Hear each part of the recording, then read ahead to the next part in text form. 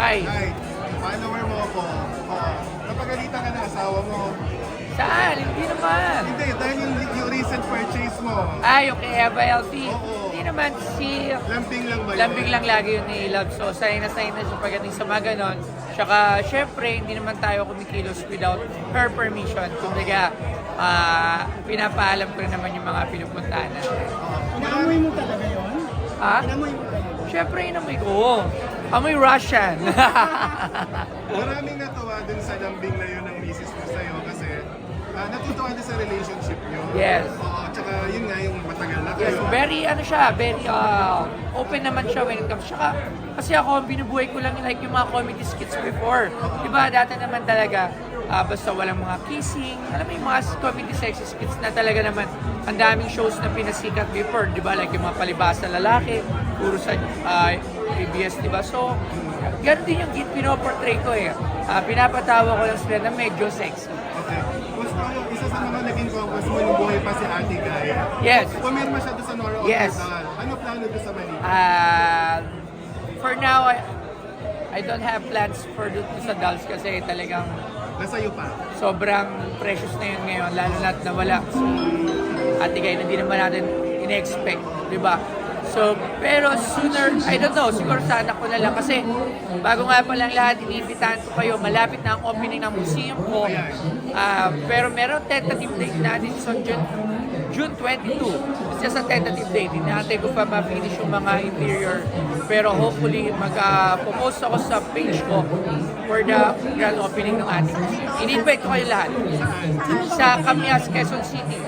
Okay, so kontakin niyo na si Rudy tapos marami na rin mga press people yung mga nagsabi na pupunta doon. Isa pa sa highlight doon yung Nora nandun. Yes, andun lahat ng pinabili natin and andun din yung mga nagbenta. They've already committed themselves na pupunta on the grand opening to have a picture of them sa loob ng aking museum na aking shop yan. Anong pinenta ng Imbornal girl? Yung cutter blade. So, yun. Hi, si... Kalimutan ang babaeng important. Rose. Si Rose. Hi, Rose! Ayan, Rose! Nag-viral ka na naman! Yeah. Magkano mo binili? 5,000 lang. Pero kasi nga, binigyan ko ng another 5,000. Kasi, alam mo na may mga bisyo. Minsan, malay mo, hindi sila Minsan kasi, the more na pinapagalitan mo yung mga ganun, the more na nagiging harsh ka nila sa kanila, baka iba pa yung dating. So, try naman natin na i-reverse naman natin. Pagka hindi naman sila nagbago, sila naman yung mawawalan, hindi naman tayo. So tayo nagbigay lang. Ano pinayo mo sa kanya? Sabi ko, as a talagang ex or talagang dating akong user, I'm really a confessed drug addict before. Talagang matagal ako dyan for about 9 years. Sinabi ko naman na wala akong pinagtunguhan nun. So nung tinigil ko yun at naghanap ako ng bagong buhay, so, naging maayos yung buhay. So, sabi ko, tigilan nyo na hanggat bata pa sila.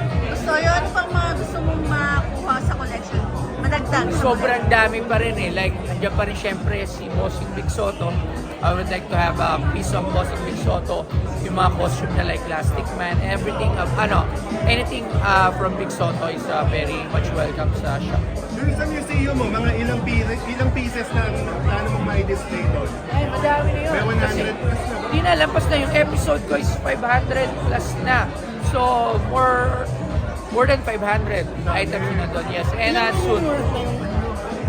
Ilang milyon na yung collection mo? Hindi ko siya binibilang kasi ayokong umiyak eh. So, alam niyo naman na hindi naman natin yung binibenta. Alam naman natin na talagang I'm sacrificing everything for the shop or my museum kasi nga. May entrance fee ba o libre yung pagpasok? Sa grand opening, it's free. But on the following day, when it's officially open, meron entrance. Yes, pero mura lang, affordable for the people. Kasi ang hirap din ng walang entrance. Kasi yung mga hindi natin gusto pumunta lang sila doon. So, Saan galing yung urge mo na mag-collect? yung gaya urge ko, talagang I've been watching mga collecting shows.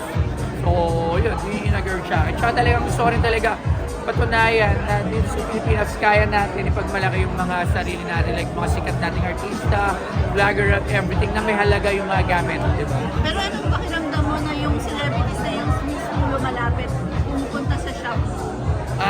Actually, lagi akong nasa-shock, lagi akong na-amaze, and laging iba yung pakiramdam kasi nga, iniisip ko pa rin kasi lumaki ako na sila yung pinapanood ko. So every time na may nakakaharap ako, talagang nasa-shock ako. Parang totoo ba to, na kahit kaharap na kita, nakaka-chat, nakakausap, and eventually after the buying, after nung magbentahan kami, nagiging magkakaibigan pa. So, Pero wala ka naman tinatanggihan. meron. Pero abangan nyo sa season 2 kasi there will be a season 2.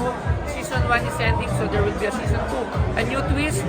Basta daming babaguhin. At mas magiging barat pa ako. Ano pangalan ng museum? Ay, still PP Star. So, inano ko siya sa PP Star. So, yeah. Maraming salamat. Thank you.